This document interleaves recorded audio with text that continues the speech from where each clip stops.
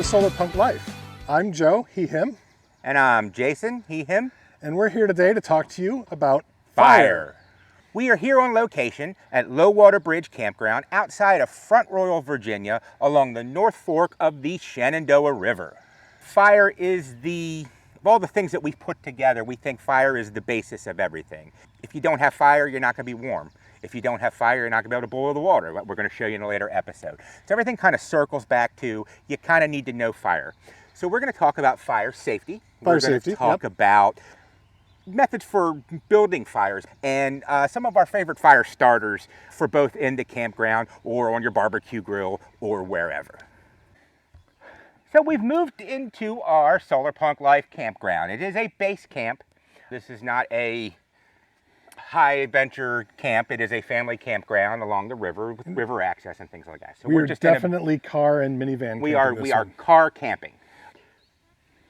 We have here this fire pit was provided by the camp. We don't have to build one. It is a ring. It's a little smaller than what Joe and I are used to working with and probably what you're used to working with, but there's a lot of campsites in the area and I'm sure there's a lot of fires burning. So this smaller one that they've dug into the ground is just fine for cooking and everything else. So Jason, are we allowed to build a fire anywhere else in this campground? We are not. The camp rules state, and it's probably a good bet that if there is a fire pit at your campsite, that's where they want the fire. Most places do not want you to dig. They don't want you to drag fire pits from other campsites. Some of the campsites aren't dug into the ground. They're just a fire pit on the ground. There's some sites here like that. Yeah. And some places you'll find they have fire pits that are built up on a pole for grilling. So that may be your option as well, depending on the campsite you go to. You should probably be prepared for any kind of situation. Always consult your campground rules. Always consult your campground rules. It varies from campground to campground. It varies from terrain to terrain. We're going to talk about fire ring safety. So I'm going to be the straight man today, asking the questions. Jason is going to be leading us in the discussion of campfire safety. So here we go. All right. So what's first, Jason? You need to know your area. All right, whether you are car camping, whether you are base camping for hiking, or whether you're just straight through hiking somewhere, before you light a fire, you need to know your area. Yep. You need to know what kind of wood, what kind of combustibles are in the area, and you need to know where you can set up in that area so that you don't cause injuries to yourself or a forest fire.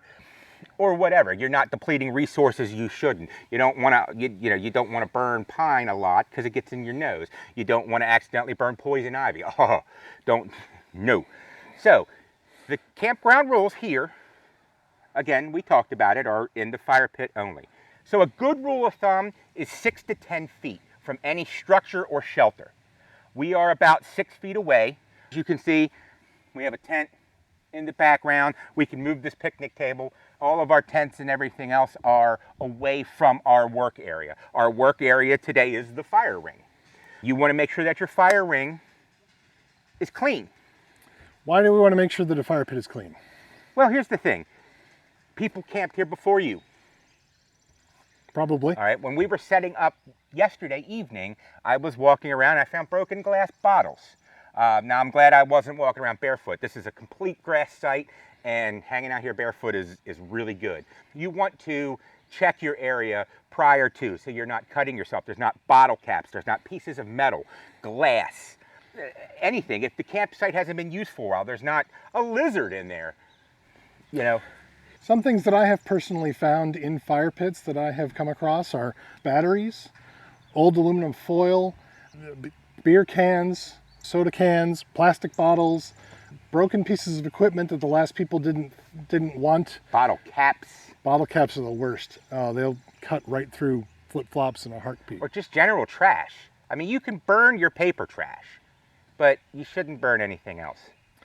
Our number one rule that we're borrowing from other organizations is that we want to leave our campsite nicer than we found it. So we want to pick up any trash that we leave behind and any that we find.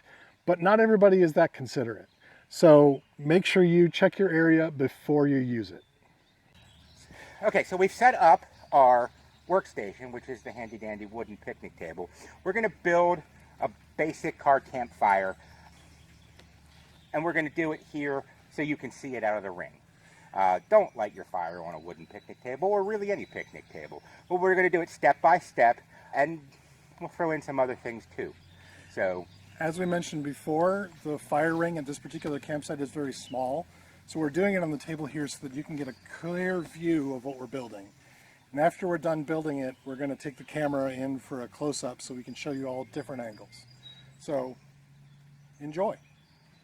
All right, so we have our tinder, okay? The What's tinder? Tinder is the small little bits of wood that helps the fire light the kindling. It can be strips of wood. It can be minuscule sized sticks. Stick a paper towel in there, fire starter, anything to get that little bit of fire going that will take your tinder. Tinder are longer, but not super long, sometimes thin pieces of wood that ignite the fire. Basically, each step of this is to get the fire burning faster and hotter. If you do each step correctly, your fire should catch and you should have an equal and even burn for cooking or whatever, roasting marshmallows, whatever you're doing.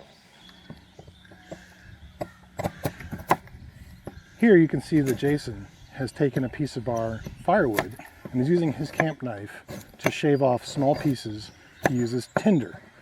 Tinder are the small pieces of wood that you use to catch your kindling, to make the fire grow bigger and bigger. So Jason, aside from wood, what else makes a fire? There are 3 things required to build a fire: oxygen, a source of heat, and fuel. Typically that's called the fire triangle. If you take out any one of those elements, your fire will go away. Fire goes out. That is known as the chemical combustion that we call fire. It is a chemical combustion. So we start here with our tinder. All right. Now, one of the things that we like to do, and you can do to make it quick, and these are things you can stick in your pack too. You can carry a couple of charcoal briquettes. You could carry the 2 fire starters we're going to show you. I prefer, and I do a lot of charcoal barbecuing, so I have a chimney and all of that good stuff. But when I want to light my fire, I prefer Royal Oak brand tumbleweeds. It is an all-natural fire starter. It is a just bundled up, it feels like there's a little bit of wax on it. It's just pulp. All right, you stick it in the middle of your tinder and you light it. Again, something you can easily stick into your pack or carry around with you. If you want to do it the old-fashioned way and light the tinder and blow on it, you can do that too. But we're going to show you some shortcuts here, especially in a car camp. What I like to use is called fat wood. And I believe, but I could be wrong, and I'm going to look this up. I believe it is a naturally found resinous wood. And so it's got, if you can feel even on this hot day right now, Jason, it's sticky. Sticky. So what it is basically it's wood that's been completely absorbed into this very flammable substance. And it's called fat wood, and there's multiple brands of it.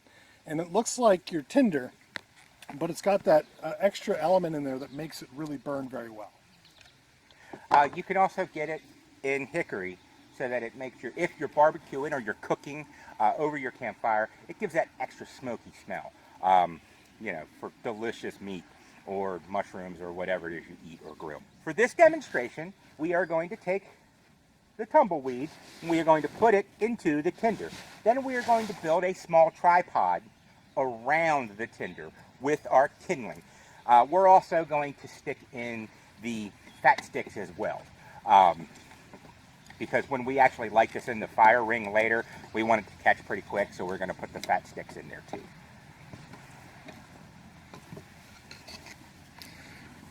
When you're putting your wood into your fire, you want to make sure to leave plenty of space around the wood for the oxygen to go in. You don't want to pile it all so it lines up or anything like that, because then it'll smother itself and it will never get started. So for a fire like this, where there's good tinder and good kindling already in place, I might lay the fat wood in here along with the the tinder and the kindling to get it started as well. And just so you see what we're doing here, closer to the camera, we're just sticking it in the middle of the tripod. So there's your base, okay? Fire starter, tinder, kindling tripod.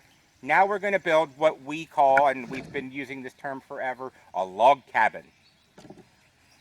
Log cabin where you take your bigger split seasoned firewood or whatever wood you can find if you're having to do this somewhere that's more of a hiking thing and less of a base camp. So we're going to take it and just set them here. Oh, I messed up the tripod. Now because this fire is being built kind of large, we're going to be doing this in an overlapping octagon kind of shape. You can do it in just a 4 overlapping 2x2 as well. But the idea is, again, to leave plenty of space for the oxygen to flow around and allow the fire to catch. And this right here is the beginning of your fire. You need to leave plenty of space for your ignition source to get inside and light your fire starter or your tinder and get everything going, and still allow plenty of space for oxygen to come inside and have it all build up over time. Now, based on the size of the fire ring that we have, we are working with smaller split seasoned wood.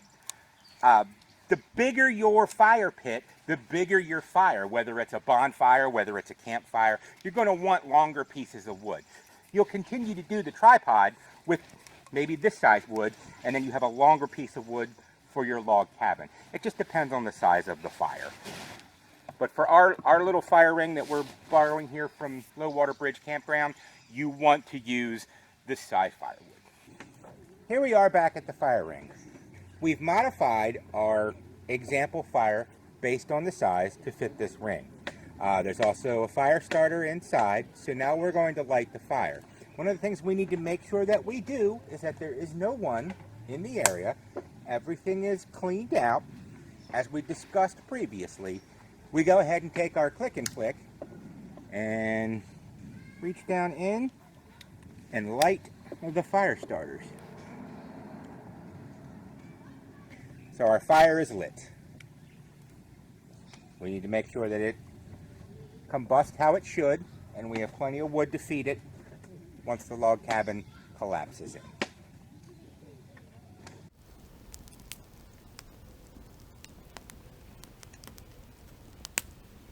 Our camping trip has ended, and that means our episode is just about over. However, there is one more important fire-related task to complete: putting a fire out safely. Using the water from our coolers, Jason is dousing it fine. He's taking care to pour the water all over each piece of burning firewood and making sure to hit all the hot coals. It's important to make sure that any burning ember or cinder that leaves the fire pit is also found and extinguished. Since you didn't burn anything that would be left behind, there shouldn't be anything left in the ring but used firewood. But take a minute to check it and remove anything that shouldn't be there. If you have any leftover firewood, you could always neatly stack it next to the extinguished ring so that the next campers can use it. If you have comments or suggestions from this episode, send that to solarpunklife@gmail.com. If you have specific gear you would like to suggest for us to check out, email that to solarpunkgear@gmail.com.